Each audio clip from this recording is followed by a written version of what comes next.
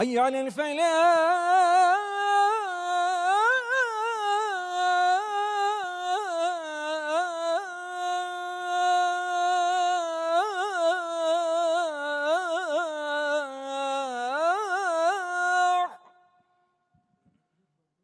حي على الفلاح.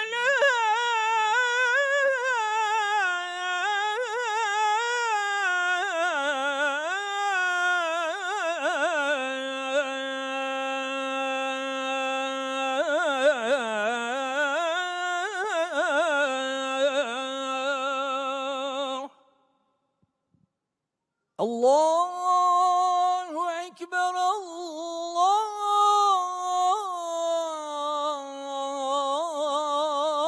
الله أكبر.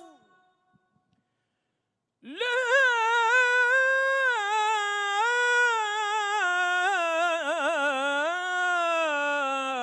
إله إلا الله.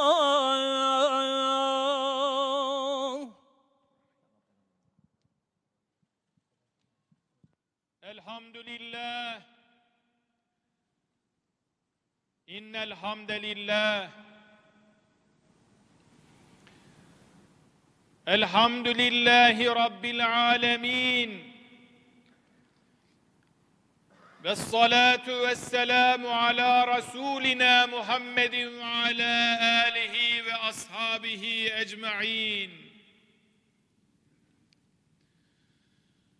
الحمد لله نحمده ونستعينه ونستغفره ونتوب إليه، ونعوذ بالله من شرور أنفسنا ومن سيئات أعمالنا. من يهد الله فلا مضل له، ومن يضلل فلا هادي له. نشهد أن لا إله إلا الله وحده لا شريك له، ونشهد أن سيدنا وسندنا ومولانا محمدًا عبده ورسوله وحبيبه. أما بعد، فيا عباد الله، أوصيكم بتقوى الله وطاعته. إن الله مع الذين اتقوا والذين هم محسنون. قال الله تعالى في محكم كتابه الكريم: بسم الله الرحمن الرحيم. إنما يعمر مساجد الله من آمن بالله واليوم الآخر وأقام الصلاة وآتى الزكاة ولم يخش إلا الله فعسى أولئك أن يكونوا من المهتدين. صدق الله العظيم. وقال النبي صلى الله تعالى عليه وسلم: من بنى مسجدا لله بنى الله له في الجنة مثله. صدق رسول الله فيما قال أو كما قال. Aziz Müslümanlar,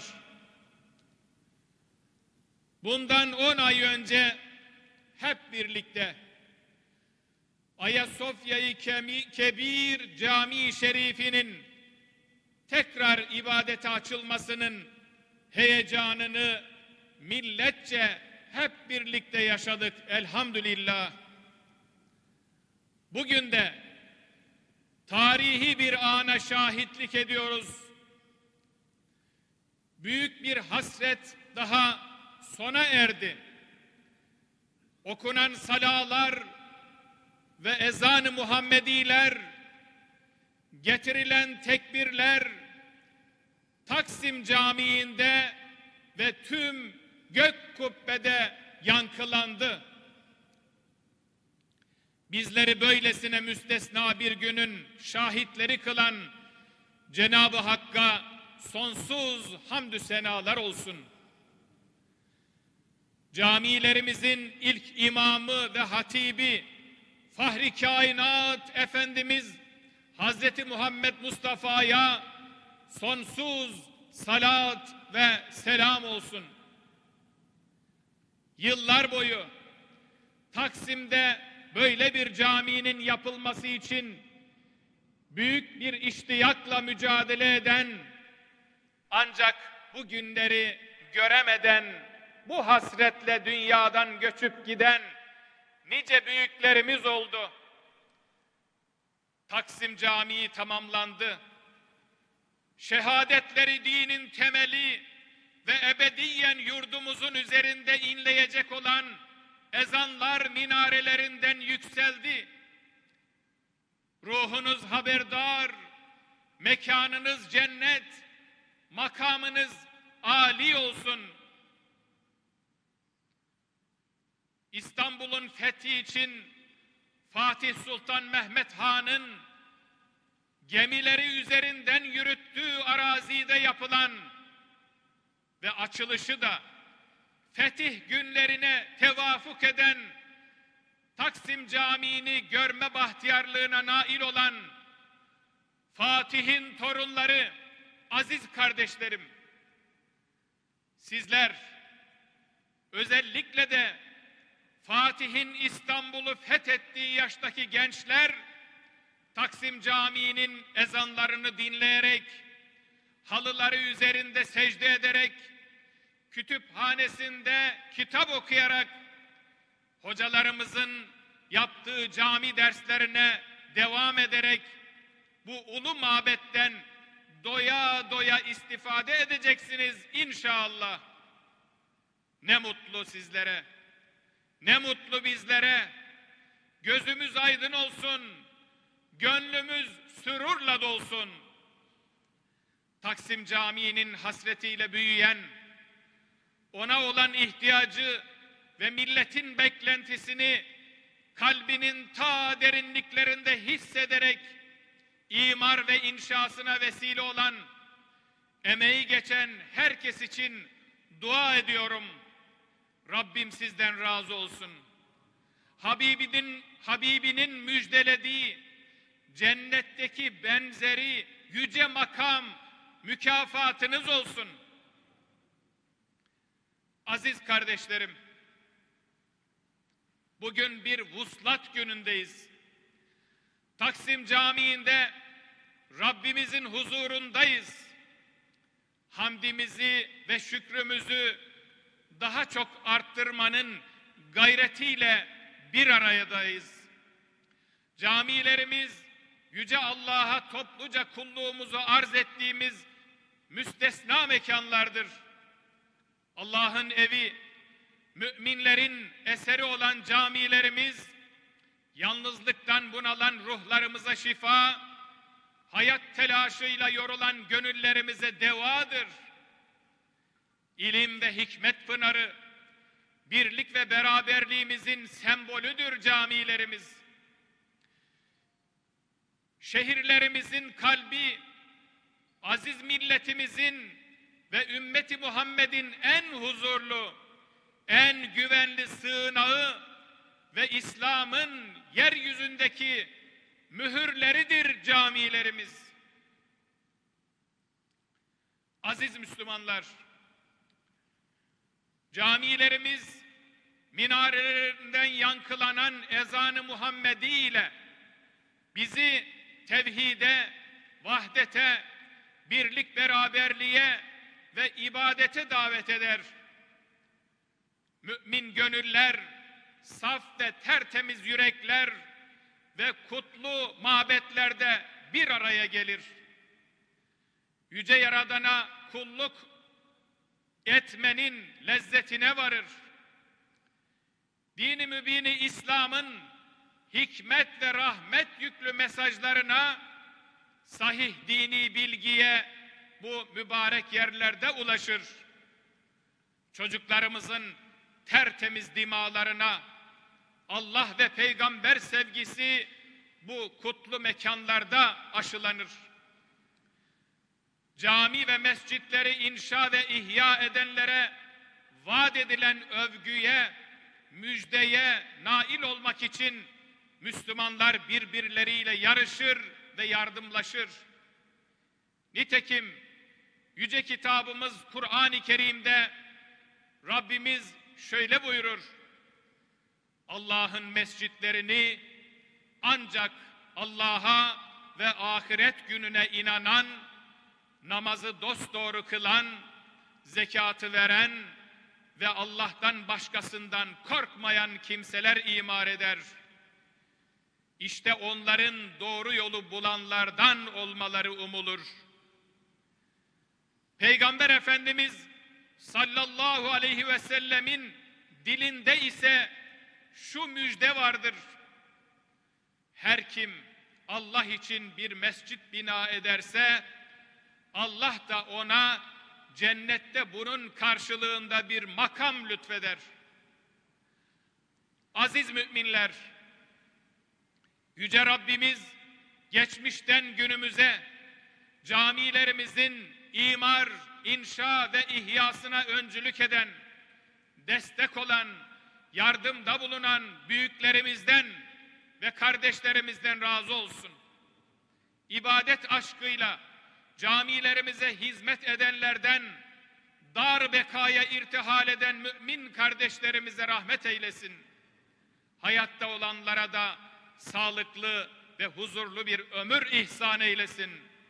Cenab-ı Hak bütün camilerimize hakkıyla sahip çıkabilmeyi, camilerimizin ifade ettiği anlam ve değerleri hayatımıza aktarabilmeyi, her camimizi bir ilim, irfan, bilgi, hikmet merkezi yapmayı bizlere nasip eylesin. Aziz kardeşlerim, bugün yaşadığımız ikinci büyük sevinç ve heyecan, fetih heyecanıdır. Zira yarın güzel İstanbul'umuzun 568. fetih yıl dönümüdür. İstanbul'un fethi sadece bir şehre hakim olmaktan ibaret değildir. Fethi İstanbul, Peygamber Efendimizin müjdesi, ashab-ı kiramın arzusu, Hazreti Eyyub el-Ensari'nin hayali ve ecdadımızın sevdasıdır. Bu fetih, çağı kapatıp çağı açan yeni bir dönemin başlangıcıdır. Bu fetih, Mekke, Medine ve Kudüs ile İstanbul'u kardeş kılan bir fetihdir. Aziz müminler, İslam'la müşerref olan ve devraldığı İslam sancağını bir daha bırakmayan aziz milletimizin ilahi kelimetullah aşkı, Allah'ın adını yüceltme gayreti tarih boyunca hiç eksik olmamıştır. Bu uğurda yılmadan, yıkılmadan, seferden sefere, zaferden zafere koşan şanlı ecdadımız, Malazgirt zaferiyle Anadolu'yu bizlere vatan kılmıştır. İstanbul'u fethederek de Peygamber Efendimiz aleyhissalatu vesselamın şu kutlu müjdesine nail olmuştur. Kâlen nebiyyü sallallahu teâlâ aleyhi ve sellem letüftehannel Konstantiniyyetu feleni'mel emiru emiruha ve leni'mel ceyşu zâlikel ceyş. Konstantiniye mutlaka fetholunacaktır. Onu fetheden komutan ne güzel komutandır. Ve o asker ne güzel askerdir. Aziz Müslümanlar, Yüce Rabbimiz Kur'an-ı Kerim'de şöyle buyurur: müminlere yardım etmek üzerimizde bir haktır. Hamdolsun ki Rabbimizin yardımı daima hak ve hakikatten ayrılmayan, mazlum ve mağdurların yanında yer alan aziz milletimizle hep beraber olmuştur. Geçmişten günümüze milletimizin her cephede kazandığı büyük zaferler bunun en canlı şahitleridir. Kardeşlerim, bugün bize düşen ecdadımızın aziz hatırasını ve şanlı mirasını gelecek nesillere aktarmaktır. Dini devlet, mülkü millet yolunda var gücümüzle gayret göstermektir. Birlik ve beraberliğimizden asla ödün vermemektir. Unutmayalım ki girmeden tefrika bir millete düşman giremez. Toplu vurdukça yürekler onu top sindiremez. 7 düvel de üzerimize gelse, vatanımızı bölemeyecek, bayrağımızı indiremeyecektir. Mabetlerimizin göğsüne asla namahrem eli değmeyecektir. Dinimizin temeli ve şehadetleri olan ezan-ı Muhammedi ebediyen yurdumuzun üstünde inlemeye devam edecektir inşallah. Hakka tapan aziz milletimiz ilelebet istiklalini ve hürriyetini muhafaza edecektir. Bu vesileyle cennet vatanımızı bizlere emanet bırakan aziz şehitlerimize ve ebediyete göç eden kahraman gazilerimize Cenab-ı Hak'tan rahmet diliyorum. Mekanları cennet, makamları âli olsun. Ela inne ahsenel kelam ve eblegan nizam kelamullahil melikil azizil allem kema gâlallahu tebâreke ve teâlâ fil kelam ve izâ guri'el Kur'ânu festemi'û leh ve ansitû leallekum turhamûn. Bismillahirrahmanirrahim. İnned dîne indallâhil İslam. Sadakallahul azîm.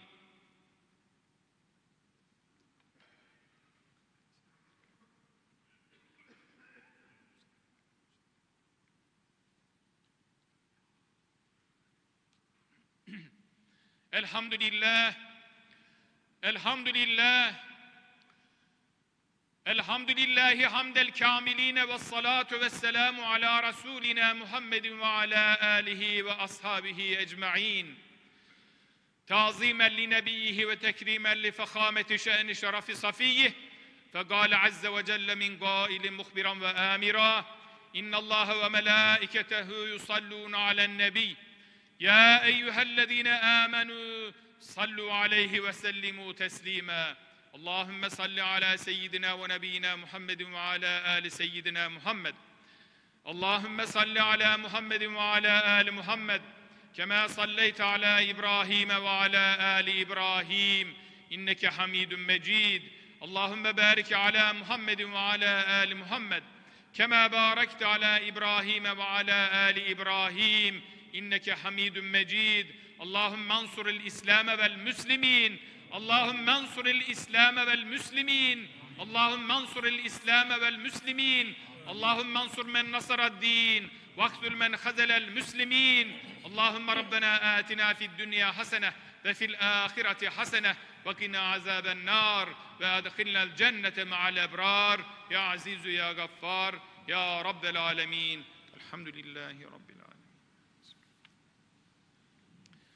İnnallâhe ye'muru bil adli vel ihsani ve itâi zil gurbâ ve yenhâ anil fahşâi vel münkeri vel bagh ya'idukum leallekum tezekkerûn. Şüphesiz Allah adaleti, ihsanı yani iyilik yapmayı ve Allah'ı görür gibi ibadet etmeyi, akrabaya yardım etmeyi emreder. Kötülüğün her çeşidinden, fenalıktan, münkerden, haksızlıktan, zulümden men eder. Düşünüp tutasınız diye size öğüt verir. Allah